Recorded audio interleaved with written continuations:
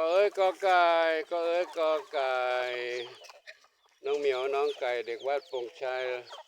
น้องไก่รอกินข้าวกันแล้วโอ้ไก่เยอะแยะไก่กินข้าวเก่งลูก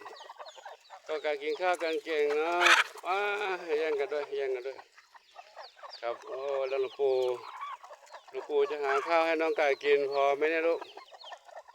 ทั้งลูกเจี๊ยบทั้งลูกน้อยเด็กเล็กเด็กใหญ่ทั้งน้องเหมียวน้องไก่หาข้าวให้กินพอไหมน้องไก่กินข้าวเก่งวันหนึ่งหลายลิตรเลยวันหนึ่ง4-5 ลิตรวันละถุงวันละไก่กินวันละนี่เลยหมดนี่ประมาณ5 ลิตร1 วันหมดกล่องนี้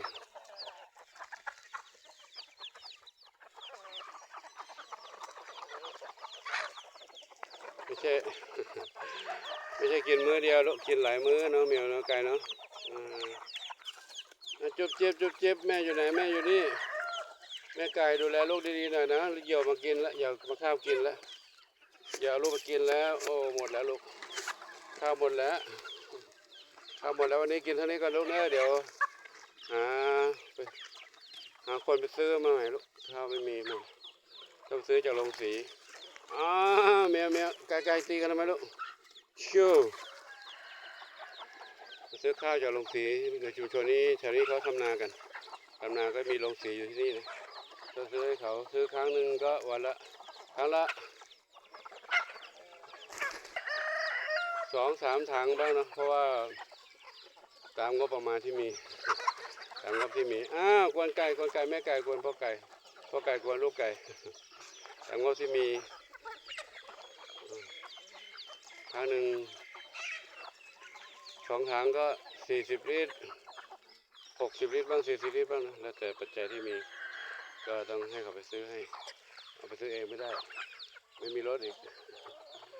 เงินก็หายากอยู่ไม่มีใครมาทำบุญไม่มีใครมาศรัทธาเข้ามาถวายนะก็ต้องอาศัย FC มีเมตตาส่งปัจจัยมาให้หลวงปู่ได้จัดซื้อตอนนี้ก็มีคุณโยมสวนิชส่งมาให้สวนิชวิริยะศิริกุลแต่ก่อนนี้ส่งข้าวสารมาตอนนี้ก็ส่งปัจจัยมาให้หลวงปู่ได้จัดซื้อตรงนี้ก็พอได้ช่วยเหลือน้องเหมียวน้องไก่กินด้วยกันนะน้องเหมียวก็ซื้อเหมือนกันข้าวสารก็ซื้อมาหุงให้น้องเหมียวได้กินน้องไก่ก็กินด้วยกันนี่นะซื้อมาครั้งหนึ่ง2-3 ถัง